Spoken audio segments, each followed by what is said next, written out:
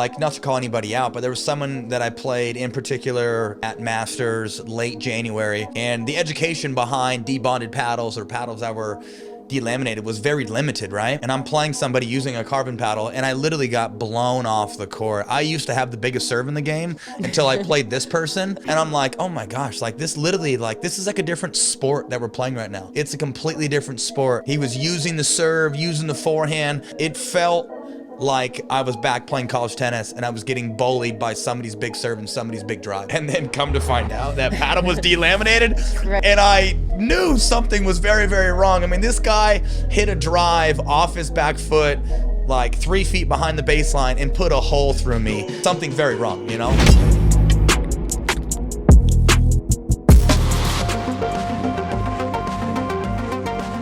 What's going on? My name is Tyson McGuffin. Welcome to the McGuffin Show. It is a beautiful day here in Coeur d'Alene. Just got back from Newport Beach. Got a special guest on the pod today. I've known this man for the last 8 years now. Definitely call him a friend. He's a very educated man. He's from Lake Oswego. He's the director of equipment standards and facility developments for USA Pickleball. Carl Schmits, what is going on, buddy? Hey, good morning, Tyson. Thanks for having me. I like that racket display behind you there. Got a couple classics up. Oh yeah, it's a bit of a museum and also a cautionary tale. there were mistakes made in both of those markets that are a reminder, every day as we look at our equipment standards here within pickleball. Very much so. Hey, Carl. So brief history about us. So you were a racquetball guy, correct? That's right. And I was living in Yakima. And tell me, are you from Tri-Cities? I am. You're raised in Kennewick. And when I first started playing, I think I had taught a clinic. Mark Cook, you know Mark Cook, they're from Tri-Cities, helped me kind of put on a clinic there in Tri-Cities. And I think, don't know if I had your wife, but I think you had showed up for the clinic. You didn't take the clinic. I think you were just kind of hanging out. Anyhow, I think that was like back in 2016 or something like that. Yeah, it was 2016. You were actually getting a singles workout, and I recorded part of it. I'd either seen you in person or heard about your entry into the sport early in 2016. Saw you on the courts in Kennewick while I was visiting family there, and recorded the workout. And then we chatted, and then I ran into you at Nationals the following November. That's when I think you took silver. And I think it was that same year. Very cool. Very cool. And so, Carl, tell me, give me all that you've been involved in pickleball, because I believe early on it was media, right? And you worked for the PPF? Was that the first tour? That's right. That was the first attempt at a tour, right. Launched in late 16, early 17. I was hired by the board in 17 as the president of that first attempt. It was a valiant attempt, but we didn't survive the year, fortunately. Right. Learned some lessons, and the outcome of that was I created a media platform that I used to start live streaming and broadcasting all but 3 of the pro events in 2018 and 19. Okay. And then COVID hit, and a lot of changes after that in early 2020. So I've been involved there. I actually started as a local ambassador here in Oswego. My wife and I founded a club. We grew it to 600 members. Ended up converting 2 tennis courts to 6 pickleball courts. It was the nicest complex in the valley. I got involved on the first attempt at ratings, the back end processing, not the policy and implementation of it, but the back end processing as well. So I've been involved in a number of different elements of the sport here for the last 8 years or so. Yeah, no, I think you've been a huge value to the sport, and love your wife, Jane. I remember, you had me out there in Lake Oswego a couple years ago. I taught my first camp there in Lake Oswego at, what's that park there? Is it George Rogers. George Rogers. Beautiful place. I hear it's shut down now, dang it. But Lake Oswego is a beautiful suburb. right outside It of is. Portland. If anybody ever gets a chance, if you're over in the Portland area, definitely check out Lake Oswego. But you had a camp in Lake Oswego. Carl kind of helped set the whole camp up and was very gracious, and came in a day early, did a fun little exhibition. We had Tony Tolinar out there, Tony the Tiger, Wes Gabrielson, we had Eric Lang, bunch of people came. But just want to say thanks again, and hope the campers had a good time. I know I had a good time. My wife had a great time. We ended up staying with a great family there right outside of Lake Oswego. They had a place right on the water. Took our kids on the boat. loved it. Totally took care of us. Great hospitality. And, love us some Portland area. Actually, kind of funny. I got a workout in this morning with Jason Bach.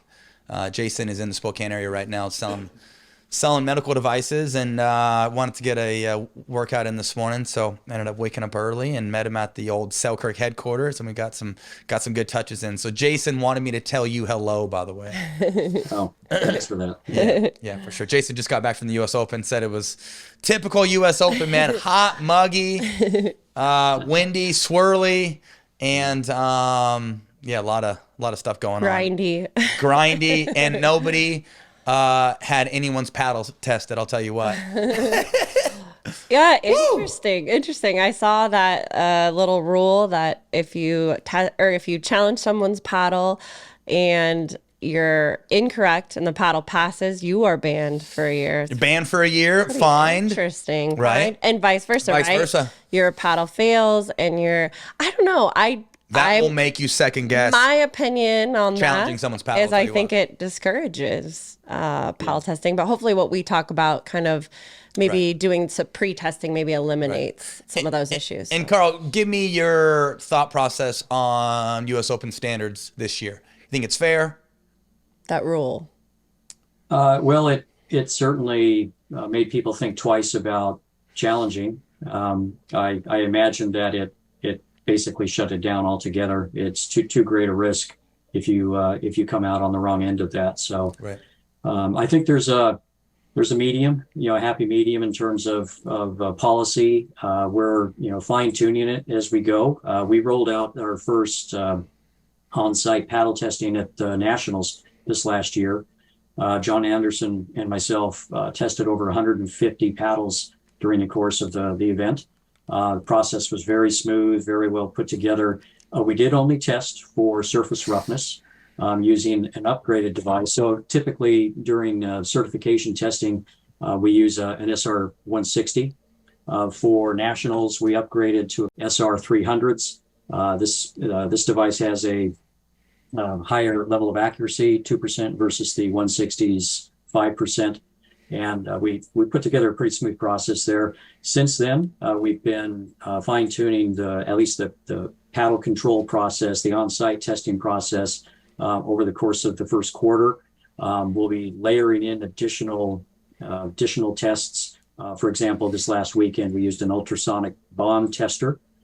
It's essentially a facsimile, or you could say it's a proxy or a surrogate for the deflection test, which requires a pretty heavy piece of equipment. This test used a Bondmaster 600 by Olympus, and that device allowed us to take a deeper look into the paddles, the deconstruction of the paddle core and surface. Okay. So I think we'll dive into that much more, hopefully, in a little bit. But you mentioned something there, the original machine for the original paddle certification. Can you speak to that a little bit? I mean, obviously when the sport and paddle started getting developed, do you know the initial push for paddle testing and kind of where that started for manufacturers and what that process is? If manufacturers, develop new technology, what is the process they go through? This is on the front end, just to clarify? From the front. Yeah, from the front end. Yeah, so we've got a series of tests that have been in place for some time, and it's been evolving over time as well. But to paraphrase or use a term that John Anderson, my colleague on the EEC, uses, it's a crawl, walk, run approach. Over the years, the initial approach that we took was migrating a number of different tests back in 2015 or so to lab-based tests at NTS. That was the crawl stage. So it was essentially just moving them to the lab, introducing a greater level of accuracy and repeatability. The next step, of course, was over time layering in additional tests. So over the last couple of years, we've implemented a number of either new tests or upgraded versions of the original test. And examples of that would be originally the deflection test used a fairly simple weighted device to test the deflection of the paddle surface. We migrated that to an Instron tensile tester a couple of years ago. That same year, we introduced a ball compression test, which was an evolution of the original ball hardness test. This compression test is a industry standard in other ball and racket sports. And then a more sophisticated test, the coefficient of friction test, was added to the tests used to determine how much friction a paddle surface can generate when hitting a ball. So, of course, the surface roughness test, which has been around since 2015 or so and done the same way, this coefficient of friction test allowed us to also test for coatings and things that perhaps wouldn't feel rough to the touch, but would actually interact with the ball and increase the substantial amount of friction when hitting the ball. So we've been evolving over time. More recently, the introduction of what are termed as raw carbon-faced paddles has challenged the surface roughness test that we use today with the Starrett 160 and even the 300. Mm-hmm. Because of that, we'll be migrating to an optical scanning technology. Uses white light interferometry. It scans the surface of the paddle, returns a couple thousand data points that we can then analyze and understand really what the terrain of the paddle's surface looks like. It's very sophisticated. We'll move through a corollary testing process this quarter, and we'll be sharing that information with the manufacturers as we go through that. Just to answer your question, we do work with them. We share data as we uncover it, over time. And this really represents a significant advancement and a needed one. Sure. Because there's so many more paddles today that are using this type of surface than just 2 years ago. So I would imagine. So, I mean, I guess my understanding of it. So if I decided to start a paddle company, I came up with some technology, I would have to send in 6 paddles to you guys, and then they would go through a series of tests. You just went over some of them, but pretty in-depth laboratory process. And that would be before I'd even take that paddle to a manufacturer to have it manufactured on a wide scale. Correct. That's correct. And there's even another step in front of that. If you wanted to share, if you were, pushing the envelope in terms of design or specification, you could share that detail with us in a recorded, documented discussion about the design. We would review that within the equipment evaluation committee. There's a team of 3 plus an extended team of about 7 that review some of these designs that come in. It's all confidential.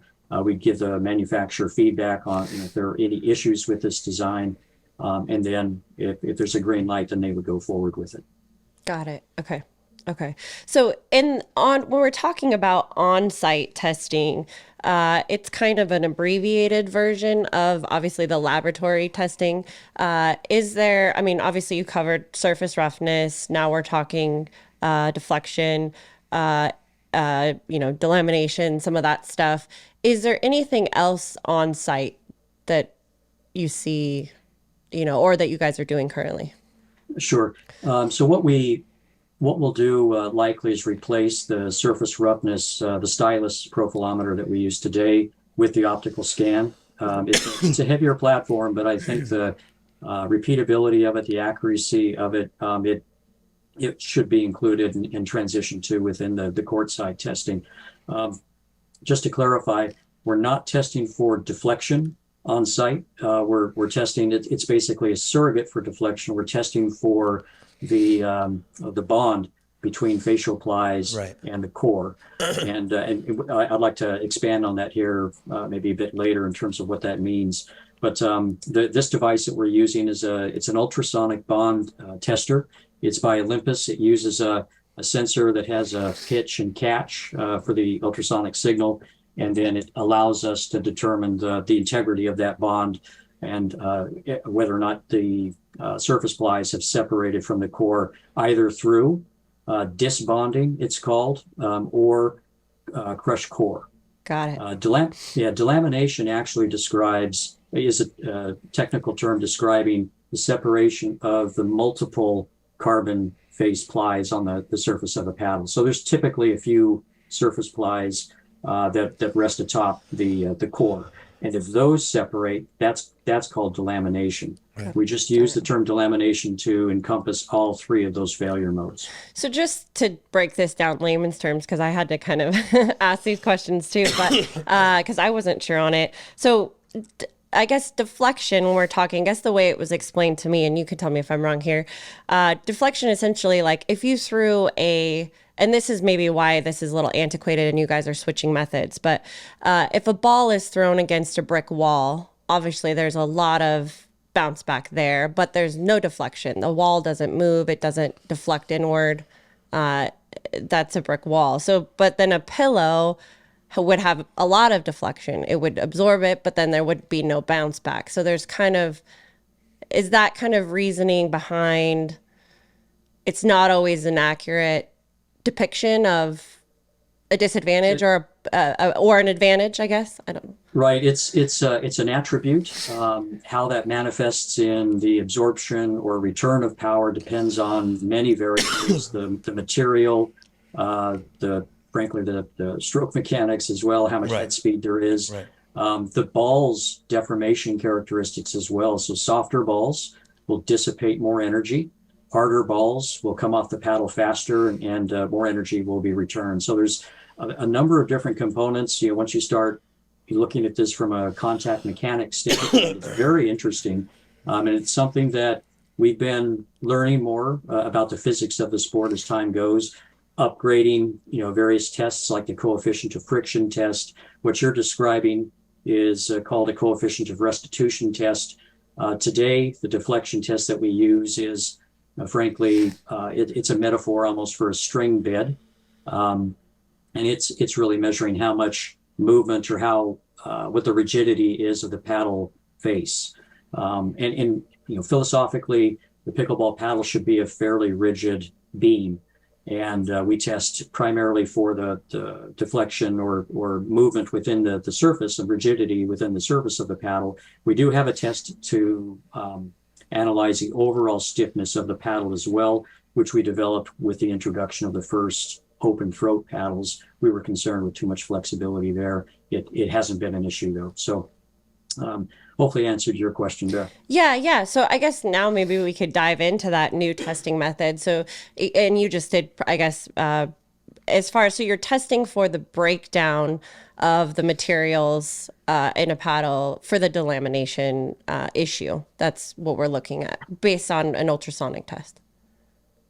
So I guess with that, is there, are we collecting data? Like, is there, obviously there's different paddles that have different builds or different, maybe one has one layer and maybe another has 3 layers and 3 layers.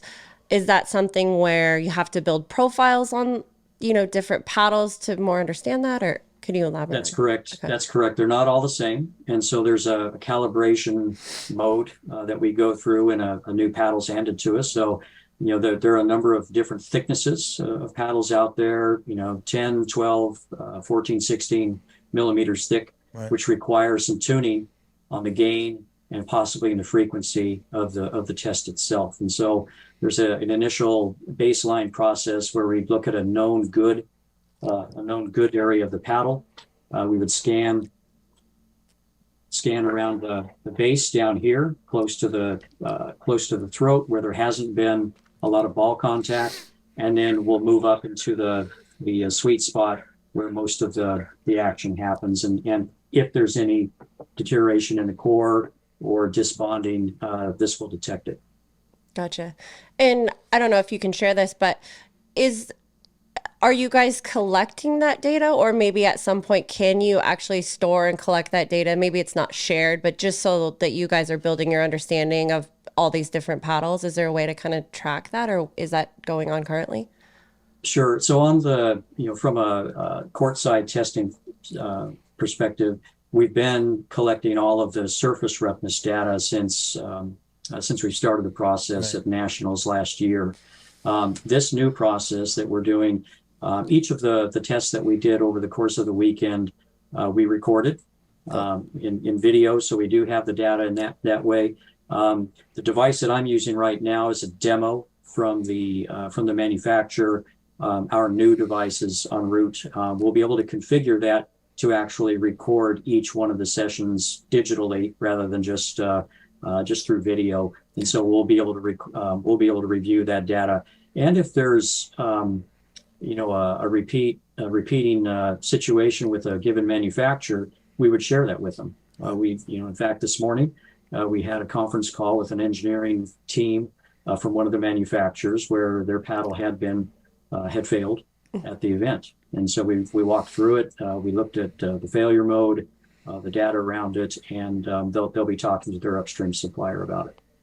Hey, Carl, tell me this. Paddles that are delaminated, whether it's a Yola, it's a Selkirk, or let's say it's a Carbon, does it all sound similar? No, they're very different. It depends on the construction of the paddle. Right. For example, the 002 has a different construction than the Vatic and right. these other paddles that share this internal frame. So the sound is different, and there is a test, layperson's test. You can take a quarter and tap from the edge of the paddle in through the sweet spot. And if you hear a marked difference in the pitch or the tone, it's more than likely starting to deteriorate. The core is probably starting to deteriorate. So that's a leading indicator right there. Got it. Tell me what materials do you not get a benefit from when it delams?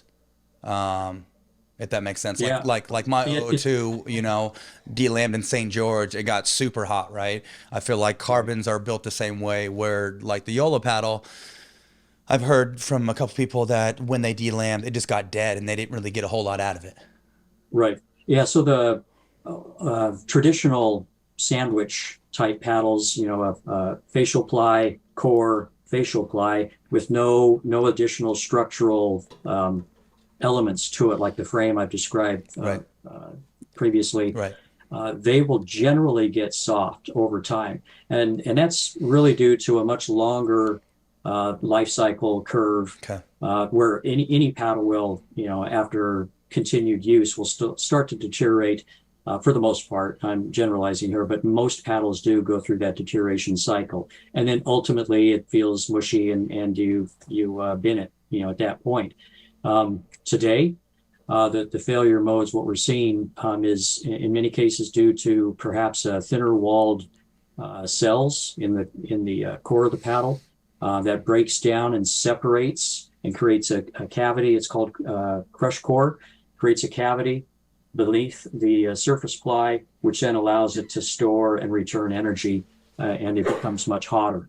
And so we're seeing more of that today, I think, perhaps because of core selection for that's one possible explanation for it. And of course, the temperature, that you may have been exposed to in that recent event, Red Rock, I think that can help contribute to that separation as well. So kind of. But there does. Oh, go ahead. Go ahead, Carl. Go Sorry. ahead. Yeah, there does need to be, in order for that speed that we're talking about, there does need to be some deterioration beneath the face. If it's disbonded from the core, so you've got the facial ply and the core, if it's disbonded but the core is still intact, there's no room for the paddle face to move and store energy. It's still against a stop, if you would. That makes sense. So there's got to be some correction. That makes a lot of sense. So I guess just because there's obviously different sounds. I mean, you're talking about sounding different, just kind of from the edge but not like one specific sound or one specific thing. It sounds like to me, and I guess this was kind of the first time in Newport that the paddles were tested multiple times during the day. And is this kind of like a red, yellow, green as far as like outcome? Like, Can you kind of cover that or talk about that? That's a Well, and hang on, the paddles weren't tested all day long. No, sorry. Simply they were just tested for the semis, correct? They were voluntarily tested ahead of the event itself, Right. Yep. And then Mandatory. Quarters. mandatory for quarters. Got it. And then mandatory for finals. Okay. Perfect. So potentially, if you made the finals, you could have your paddle tested 3 times. Yeah, and that was last weekend, right? Right, yeah. This is evolving, Right. and so from a policy standpoint, we provide the technical expertise and consultation on the front end. The application of that, the policy, of course, would be up to the league. So MLP may do it slightly different. Everybody at the beginning of the tournament, like they did in Daytona. PPA, I think, will probably see an evolution of this to quarters, semis, and finals. And so it's a new process. And if we look at our sister sport, table tennis, all sanctioned events, every paddle is tested ahead of time for materials and other dimensioning and things like that. So Right. I think we're moving closer and closer to that space. It just, it's resource dependent, how many people can be put in place to keep from creating a bottleneck if everybody's paddle has to be done. So sorry to go back to that. So I give you my paddle, you test it. You can give me kind of a green, yellow, red. Yeah. Sorry. That's right. And that's exactly the approach that we took. If the pattern, when looking at the XY scan, if the pattern was tight, we would consider that green.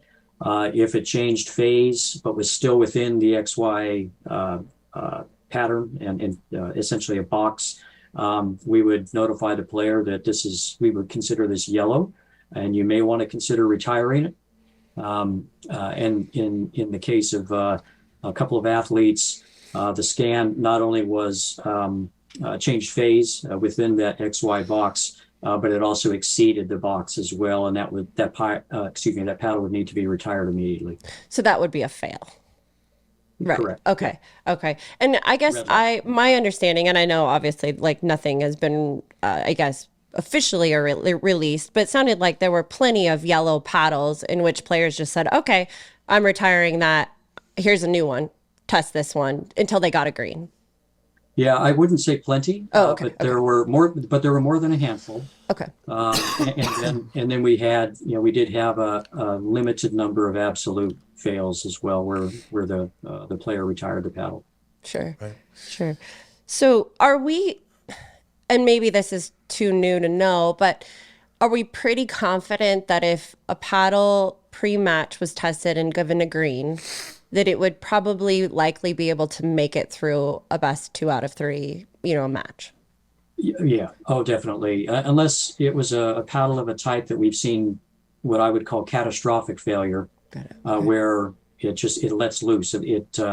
It breaks down quickly. Again, perhaps in the cold, for example. Right. So there's a difference between the gradual degradation of a paddle's materials and a catastrophic failure where you suddenly get a spike in power, and then generally speaking, it tapers off very quickly and it becomes unusable almost immediately. So I think that what we'll see is players that we go through this process, they'll get a thumbs up. It's green. It's a very tight pattern. Yeah. It's not likely to break loose during the next match. Right. There were a couple of paddles that were right up to the edge, and they didn't exceed the edge, but the player was informed.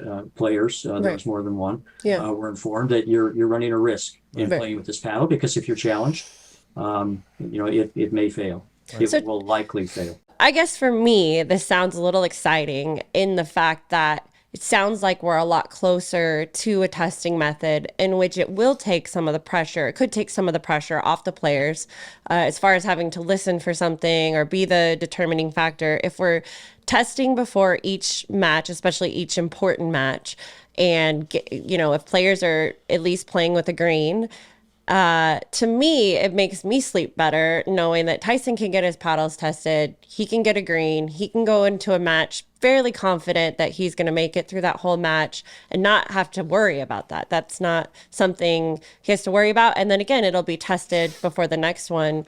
I don't know. I think that's great to hear. No, for sure. Yeah. And something that I did right away, Carl, in Newport was on that very first day, I took my paddles to you just to make sure. Obviously, you know, I had a paddle in St. George that was delaminated.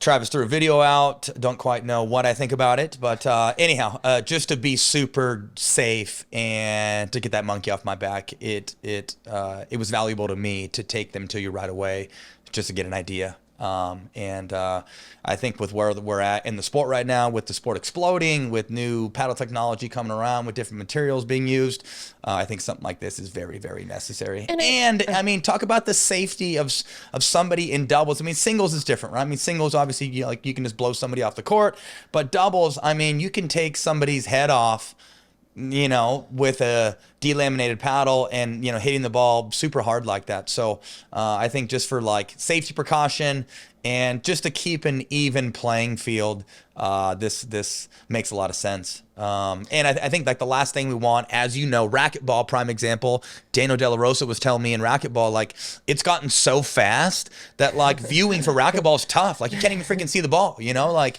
and so I think that's the last thing, like with pickleball already being tough, to be seen on TV. Spectated, yep. Right. Yep. I think it makes the most sense that we can keep the sport slowed down. We can see the art in the dinking.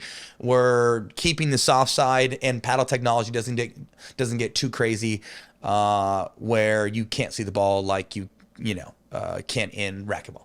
Yeah. I think one thing too, just to touch on, like so the testing this weekend, right? You were doing it in the cafeteria area of the tournament, out and about. And I guess in previous, it's kind of been in a more private setting. But actually, you know, the more I thought about it, I was like, it's kind of great. And I don't know if you guys did this purposely, but for there to be a little bit of, I guess, transparency and kind of doing it out in the open, I was kind of thinking like, maybe we should be taking the stigma off of this and not having players so worried about, oh my gosh, I'm going to fail, or, oh, they're going to think something bad. Like, we need to understand that this is just something that can happen and it's not intentional. These paddle manufacturers have great integrity and they care and they want to make a good product and they want to solve the problem. I mean, is that what you're seeing? These paddle manufacturers want to step up to the plate and figure this out? Yeah, I'd agree to both points. To be frank, the location of it was, I think, a happy accident. Yeah. My preference would be possibly quieter and a little less traffic, and clearly the player observing the test and our giving them feedback that, hey, you're close, and giving them some advice that you probably should retire this because it's at 98%. And a tough match, a three game match, or a big hitting match may put you over the limit. We had those conversations with several players, and Sure. in most cases they took the advice. So I think from that perspective it was good. There was a bit of a crowd, a little too often. It was quite noisy, Sure. which it can be distracting. This is a technical process, and we need to be able to pay attention and give the player all the attention this testing deserves, right? So ideally, it would be in a quieter spot, but I do like the fact that the players had access, Right. and we could talk. For sure. Could talk about it. It wasn't some secret testing process where they have to cross their fingers and hope they make it. But I think Right. keeping you in like an enclosed area, kind of like nationals, you had your own private room. It's not where people are having lunch. Makes a lot of sense. No, for sure. Makes a But lot I of do sense. like that, like, there wasn't ever a point where it was like, oh, I'm testing Tyson's paddle, like, hey, Rafa, you can't be in the room. I think it's totally fine to be in a quiet area with all the players, if the players are comfortable with it, and just accepting Yeah, that, I just think it's okay. too Right. hot of a topic right now to put you out in the open. No, for sure. right? For sure, without maybe Right. outside of the players and the tour staff. No. Yeah, no, I for think sure, you need to for be sure. doing your own thing, bringing players in by themselves. But to have it out in the open, just with some of the rumors, the whole Leia and Salamane thing, I mean, what a freaking mess. We need to put you in your own little, private spot and take care of Carl, No, and I think something that we've learned, obviously, after dealing with Tyson's issue that we had in Red Rock, which we haven't had in 7 years, and I think like now we know a little bit more about it, and we're still learning. But I think what's kind of cool, I was actually speaking to Selkirk about it, what they plan on doing as we find out more, and obviously as they learn from you guys. That they're planning on coming up with a protocol for players and an education for players. Because I think as a pro player, there's plenty on your plate, whether it's mentally, like physically. I mean, there's all different components to the sport. And this is maybe not at the forefront of every player's mind. And so I think it is smart. Like once we learn enough about it and we understand it, and I like that this testing, I mean, especially if it's done repetitively, works for that. But I also think it's smart, like on Selkirk's part, where they will have an education to their players and a protocol. And this is when you should have your paddles tested. This is what you should do if, your paddle fails. This is the understanding of how the materials work and different climates and different things. And it's okay. Here's, just this is the process that you go through. And we just make this more of a regular, accepted, understandable circumstance rather than such a stigma, I guess, around it. Yeah, and I mean, I don't know, like not to call anybody out, but there was someone that I played in particular at Masters late January, and the education behind debonded paddles or paddles that were delaminated was very limited, right? And I'm playing somebody using a carbon paddle, and I literally got blown off the court. I used to have the biggest serve in the game until I played this person, and I'm like, oh my gosh, like this literally, like this is like a different sport that we're playing right now. It's a completely different sport.